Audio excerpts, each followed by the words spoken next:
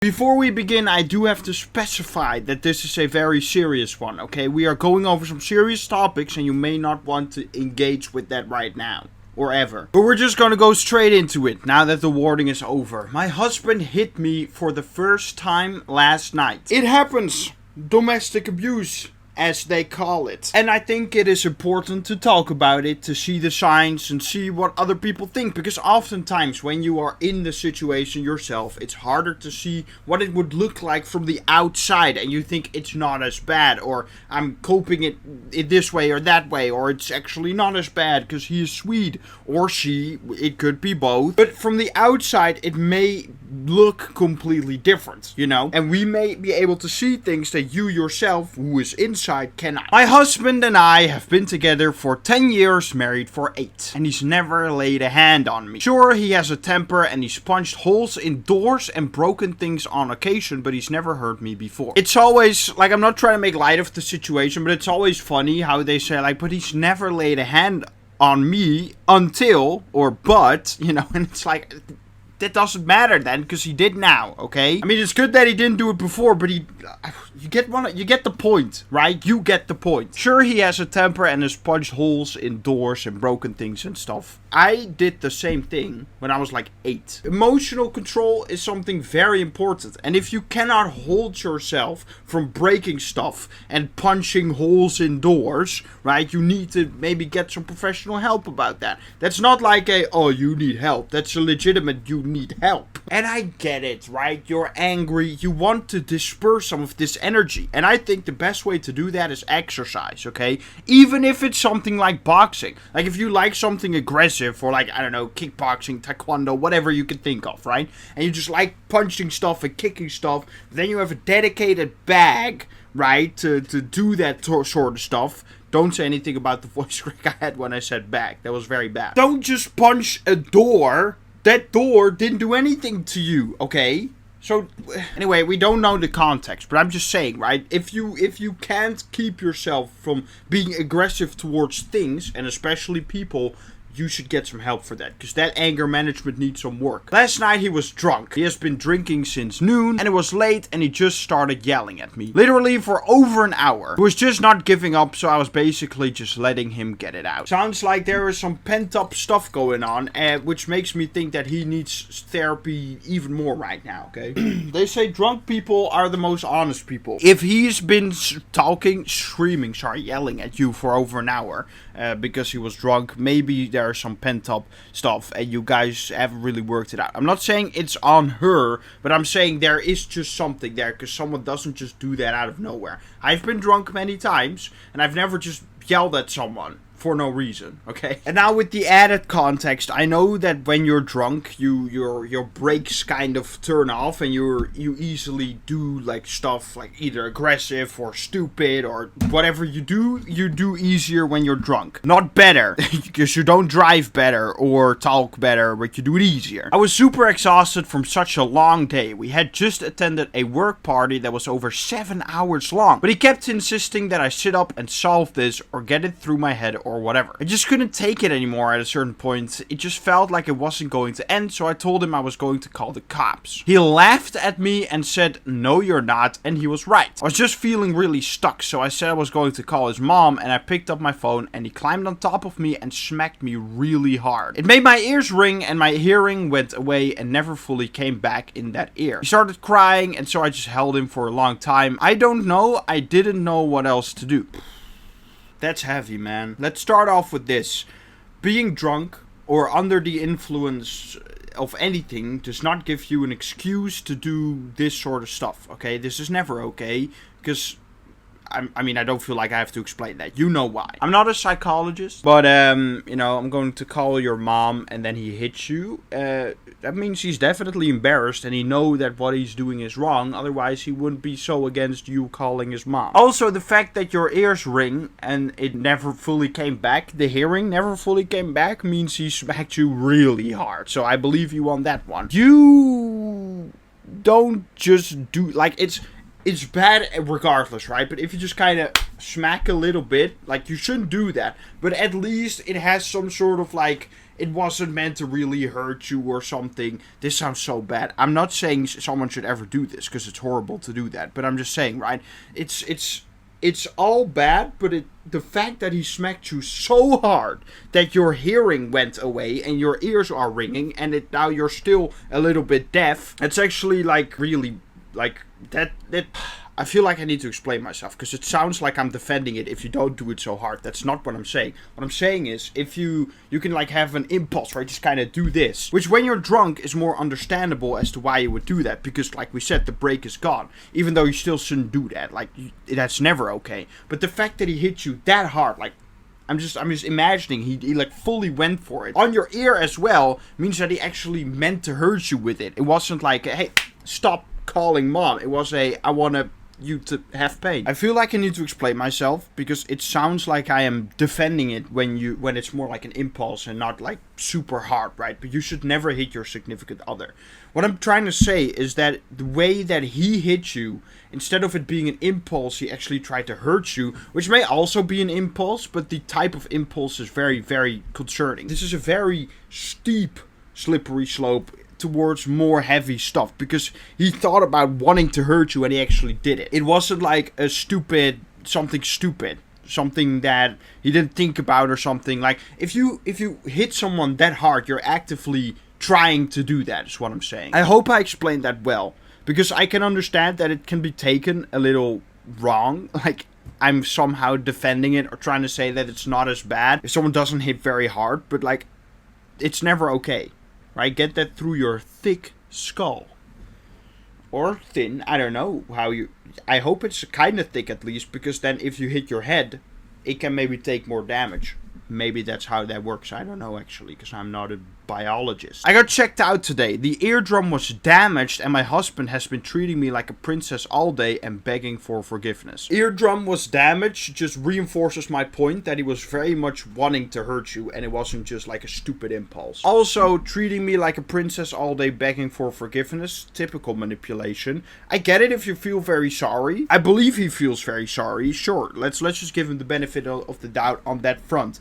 But like, this doesn't just make it okay. I understand you want to do something in return, but you can't force this forgiveness by just being super sweet. That's not how it works. I just feel really off and spacey. Maybe I'm disassociating. When he brought me flowers and cleaned the house, I told him, crap, you should hit me more often. We had a good laugh, but I definitely don't want him to hit me anymore, and part of me feels broken. I love him. I don't think I ever won't, even if he kept doing this, but like, how do you cope with this? Is this statistically likely to happen again? Do you think he's actually sorry, or do you think this is a show? He does keep bringing it up and hugging me, but it also kinda F with me that he yelled at me so much and said so much crappy stuff and denied he was drunk like 10 times. It made me think he wasn't drunk and he was just finally telling me the truth. There's a few things. I do think he was drunk. Drunk people deny that they're drunk all the time. I also think that he's really sorry, because me having had anger issues, I always felt really bad about the stuff that I did afterwards, but during I didn't really think about it so much. So I can believe that he's really sorry. But I feel like disassociating is probably a normal response to trauma. I don't know why, but I get the feeling that this person that wrote this doesn't really deal with stuff. I just kind of feel like I don't know. I wonder what you even told the doctor. Maybe you should... what do you do in this situation? Because it's clear you don't want to press charges. Like you said, you love him. But you can love someone and also not tolerate them hitting you, right? Abusing you. You can also... like, those two things can be true at the same time. That's one very important thing to understand. Also, the joke, like, oh, you should hit me more often, makes me think that this person doesn't deal with stuff very well. Which isn't disrespect, that's just an observation, by the way. I just wanted to clarify. I think your husband needs some very, very heavy therapy sessions. Like I said at the beginning, anger management, that needs to get fixed, because this cannot happen again. He also needs to lay off the alcohol. You can only do mind-altering stuff like alcohol or literally any other thing that alters your mind until you know that you have control over what you do, say, and think, right? At least enough. It's clear that your husband doesn't have that. And I think he needs to do a lot of work to get that fixed. I also think you should stay with him for a while. Because if he does, like, it's a slippery slope. First it's doors. First it's stuff breaking. Then it's you again, but more bad this time, right? And then even more and more bad. And then you're dead. Or not, I don't know. Look, maybe he doesn't kill you. But if it happened once, who says that it isn't to happen again? Do not take the risk, however awkward, hard, and tough it may be. He's escalating. He's punched walls and destroyed objects. Now he's hit you. Next time, it won't be the wall again. It'll be you. Hitting you once is one time too many. He's treating you like a princess now because that's what abusers do in the beginning. He hits you once and treats you like a princess so you'll forgive him. Like I said, manipulation. Then the next time he hits you, he'll do it again. Though maybe not quite so intensely. And he'll do it again and again and again until he's no longer trying to make up for it anymore. This is only the beginning. If you had a friend come to you and tell you this story, what would you tell her? The phrase should not be hit you for the first time, but rather hit you for the last time. He is acting nice now because he knows you should leave. You need to leave this person. He is dangerous. You don't cope with this. If you stay, you will be completely crushed under it until you lose everything and finally leave, or he kills you, or both. You don't have to stop loving him, but you do have to decide how much your life is worth to you. Also, do not bring children into this at all, ever. Children will not change him or make him better. This is something people pretty much all the time mistake with abusers, is they can change. No, probably not. The only way, most of the time, 99.9% of the time, which means that you are not the exception. Don't start getting delusional now, okay? Because I understand that you may think, oh, but I'm the 0.1. That's what we are. No, you're not. You're the same as everyone else. You're actually not that different from the rest. Your specific situation is, but the way it goes with the type of characteristics is not original, okay? You're all copycats of each other. He needs to be alone. And he needs to actively work on himself through therapy, through whatever helps. Come to Jesus. Do that, okay? And then whenever he's ready, he can go with someone else then, once he's become a better person.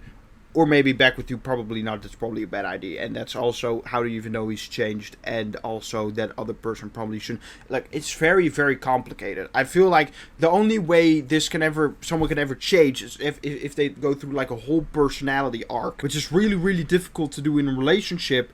And so, you should get divorced. Sorry. I know it's very drastic. But when someone starts hitting you, like, it's over. Like, you crossed the boundary you should never, ever, ever cross. It should be the same as cheating. Because for me, cheating is like a no-go. Like, it happens once, it's over no matter what, right?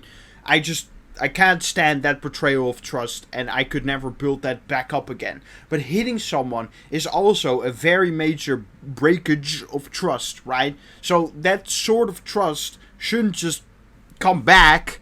That just doesn't happen because you were willing to cross that line, same with cheating, in the first place. And now, all of a sudden, now you want to get better. And sometimes people don't even want to get better. Like, he's treating you like a princess, but we know that's classic manipulation from abusers. You cross that boundary once, it is over. You do not hit your partner under any circumstance. I don't know what his side of the story is, but you say he just started yelling at you out of nowhere. But even if it isn't out of nowhere, then you still don't hit your partner. Because that's like, it's a very weak thing to do. You don't have to show your girlfriend or your wife that you are the stronger one. Or you can, like, look at me, I can physically overpower you and hurt you. Great. Super cool, man. You really showed her, right? You got what you wanted. If you cannot do it with your words, with emotional control, and with a little bit of understanding and empathy, you are clearly a weak person.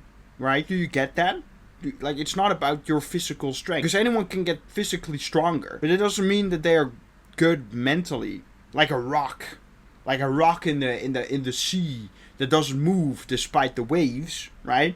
Mentally. All I'm saying is that if you abuse your partner, you are probably a very weak person mentally. So yeah, I hope this person gets the help they need. Both of them. Because the husband needs some serious help as well. Even if he wasn't hitting you, he should still get help, because anger issues is just something that you don't need to live with. It can get fixed. So yeah, I will leave you for today. Hopefully you, I want to say enjoyed, but I don't know how much you can enjoy this. I hope you got something out of it, whatever you want to get out of it.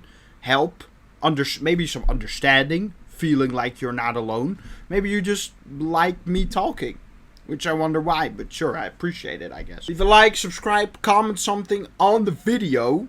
You know, maybe your story, maybe some support, maybe just something nice. Don't be mean. Don't be a dick. Just don't do it. It's not needed. You don't need to do that. So yeah, Jesus Christ Lord, let's get out of here.